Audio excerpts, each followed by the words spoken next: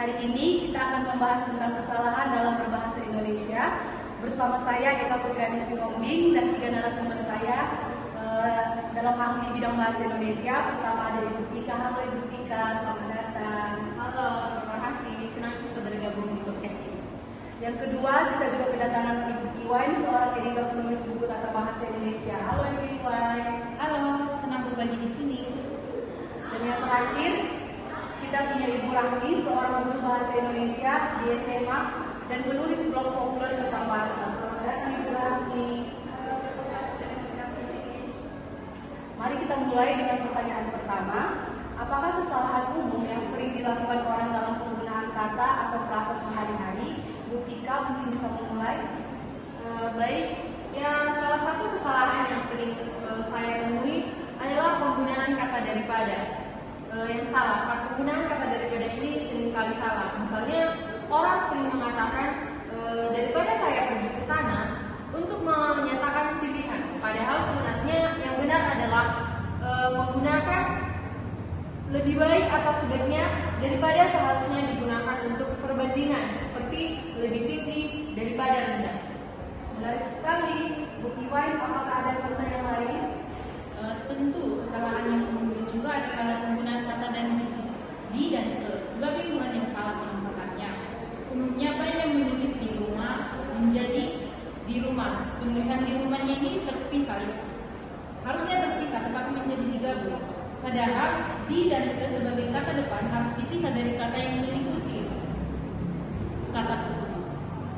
Saya juga sering melihat kesalahan itu, Bu Rahmi. Bagaimana dengan Ibu? Saya setuju dengan keluarga saya. Selain itu, saya juga sering melihat penggunaan kata yang seharusnya dikatakan berubah. Kata dasarnya adalah berubah, bukan berubah. Jadi bentuk yang benar adalah berubah. Wah, banyak sekali ya kesalahan yang sering terjadi. Lalu, bagaimana cara bisa mengurangi kesalahan-kesalahan tersebut dalam berbahasa sehari-hari, Bu Tika? Jadi, menurut saya penting untuk selalu membaca dan belajar dari sumber-sumber yang benar. Misalnya buku-buku tata bahasa, artikel, dan kamus bisa menjadi referensi yang baik. Selain itu, latihan terus-menerus juga sangat membantu. Saya juga ingin menambahkan, jika kalian merasa ragu, jangan malu untuk bertanya. Sekarang banyak platform yang bisa digunakan untuk bertanya tentang bahasa, seperti forum online atau media sosial yang paling umum itu yaitu Google. Yang penting kita harus punya kemauan dan niat untuk belajar sendiri serta untuk memperbaiki diri dalam menggunakan bahasa Indonesia ini, Bu. Saya sepakat menonton cara yang menggunakan bahasa Indonesia yang baik dan benar seperti berita atau diskusi ilmiah juga bisa menjadi cara yang bagus untuk belajar. Baik, terima kasih atas saran-sarannya. Sebelum kita akhiri, apakah ada pesan terakhir yang ingin disampaikan kepada para pendengar, Bu Tika? Baik, jadi yang ingin saya sampaikan yaitu khususnya kepada yang menonton acara podcast ini, yaitu jangan pernah berhenti belajar dan memperbaiki diri dalam berbahasa, karena bahasa adalah cerminan diri kita sendiri. Betul sekali yang dikatakan oleh Ibu Tika. Dan selalu ingat bahwa bahasa yang benar dan bahasa yang baik akan mempermudah komunikasi dan mempermudah pemahaman kita tentang pembicaraan yang kita bicarakan. Dan yang terakhir, nikmati proses belajar.